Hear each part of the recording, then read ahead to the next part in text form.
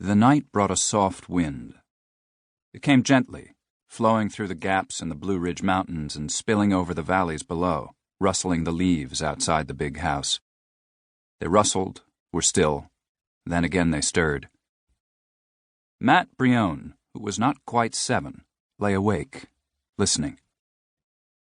His father was in Washington to see President Grant, but was expected home soon, and Matt was eager for any sound that might herald his coming.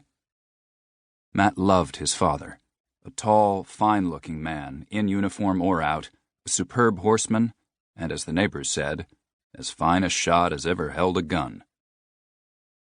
The rustling of leaves stilled momentarily, and in the silence Matt heard a faint stir of horses moving up the lane from the high road.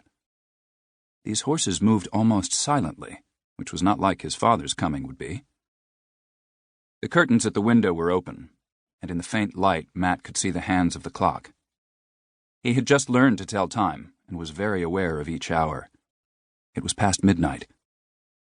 As he listened, the sound ceased. Uneasy, remembering the stories of Indians and of renegades, he slipped from his bed and peered down into the yard. For a moment he saw nothing, and then he caught the shine of an empty saddle, then a surreptitious movement in the shadows near a tree. Frightened, he went down the hall to his mother's room. He opened the door, went in quickly, and touched her arm. "Mother, there's some men outside. I heard them." "It's your imagination, Matt. Your father won't be back until tomorrow." "I didn't think it was Pa. They're acting very quiet. I'm scared." Anne Brionne got up and took her robe from a chair. There had been no trouble to speak of in Virginia since the end of the war, when James had been rounding up renegades. "It's all right, Matt. No one would come to bother us. They know your father too well. Anyway, Sam would have heard them. He's sleeping in the gatehouse." "Mother, this is Friday. Sam's never there on Friday. He goes to the tavern."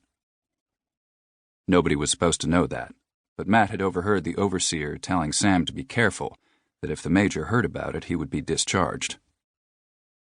Anne Brionne stood very still, thinking. The nearest house was 4 miles away.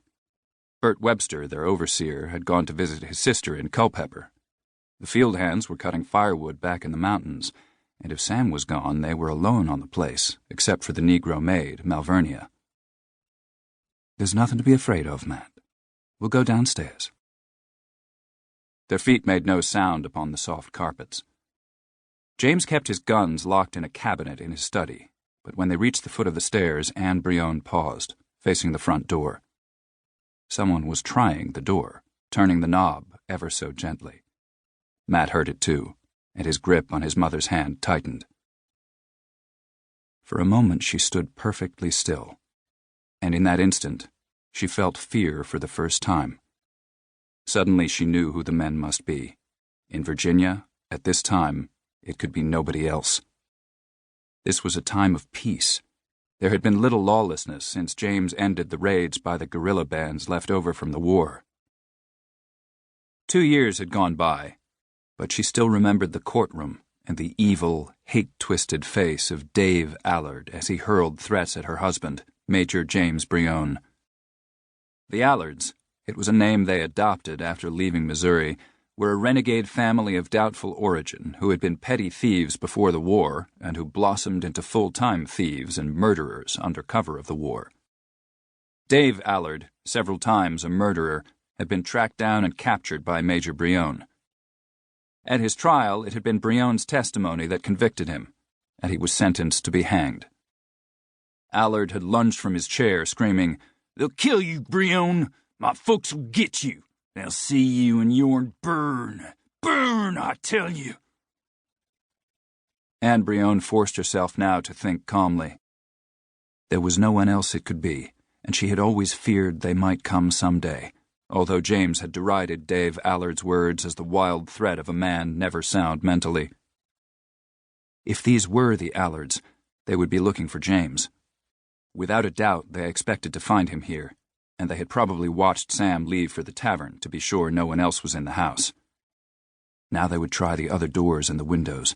When they tried the dining room window, they would find it open, for the night had been warm, and she had left the window open, as she often did, for the breeze off the mountain.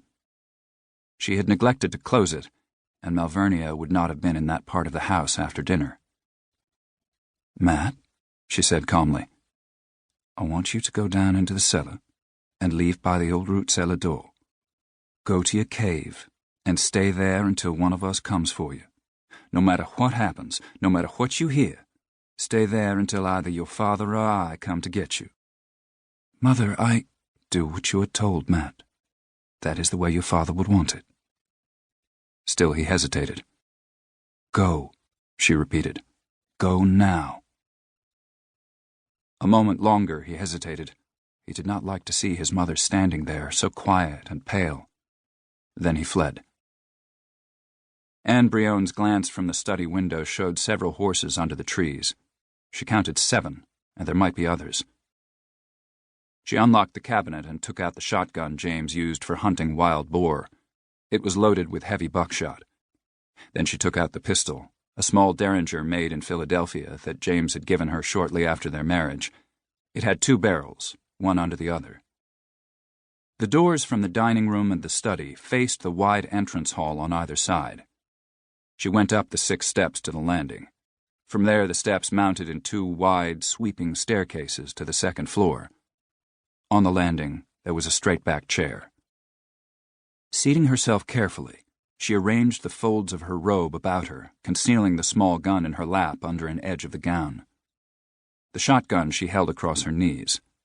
And there, her heart beating heavily, she waited.